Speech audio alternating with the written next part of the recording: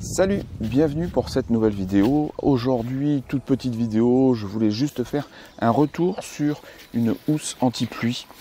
Alors, je vais essayer de retrouver en fait la marque parce que je n'ai absolument pas pensé à regarder sur l'étiquette. En fait, c'est un cadeau qu'on m'a fait et j'ai regardé et je n'ai rien trouvé en fait dessus. Il n'y a pas de marque, donc je ne peux pas te dire de quelle marque elle est. Je vais essayer de trouver, je te la mettrai en description. Alors voilà, donc c'est ça, ça se présente comme ça. Dans l'autre sens, tu as donc une ouverture ici. Et donc moi je l'ai utilisé pour la première fois il y a une semaine, 15 jours, il y a une quinzaine de jours je crois. Donc c'est avec le 300 mm. Donc mon D810 c'est le 70-300. Alors donc tu mets ça dedans. Tu viens positionner en fait ton objectif donc dessus, ici, donc tu resserres ici, voilà. Donc en dessous, tu viens refermer en fait l'ouverture, voilà. Donc en fait ton appareil et ton objectif sont complètement dedans et tu as des ouvertures sur les côtés ici et là, toc, pour venir en fait passer tes deux mains dedans et pouvoir travailler avec. Ok, donc tu peux aussi réduire les ouvertures pour éviter qu'il y ait de l'eau qui passe dedans. Et puis donc à l'arrière, tu as donc c'est un plastique pour toi voir en fait non seulement dans l'œilleton mais aussi sur ton écran arrière.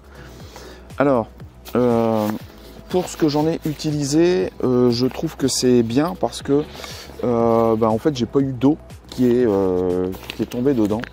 Alors le truc c'est que je pense j'avais laissé en fait l'appareil tu vois légèrement incliné comme ça ou comme ça, donc je ne l'ai pas mis comme ça pour le tenir ou dans l'autre sens, donc ce qui fait qu'il n'y a pas d'eau qui est rentrée ici par les côtés.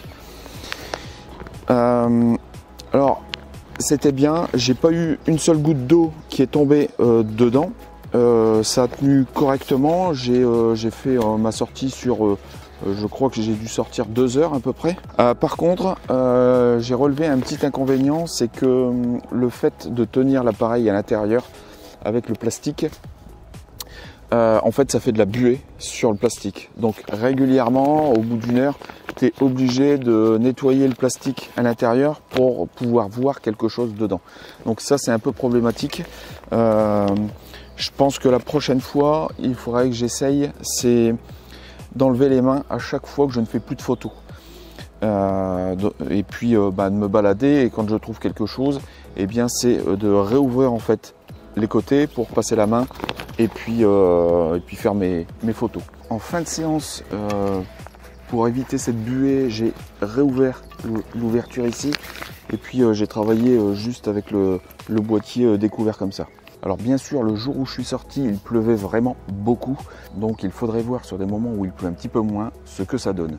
Comme il pleuvait beaucoup, je n'ai pas changé d'objectif, donc ça sera aussi un autre point qu'il faudra que j'essaye, les jours où il pleut un peu moins, de pouvoir changer d'objectif et voir comment ça fonctionne. Donc voilà, donc c'était mon petit retour sur cette housse anti-pluie. Dis-moi en commentaire si tu utilises des housses anti-pluie et ce que tu en penses. Alors n'oublie pas, le premier lien en description, ce sont mes emails privés que j'envoie 2 fois par semaine. Tu peux t'inscrire avec le lien qui s'y trouve et tu peux retrouver mon travail sur les différents réseaux sociaux. Les liens sont dans la description également. Moi je te dis à la prochaine vidéo. Ciao!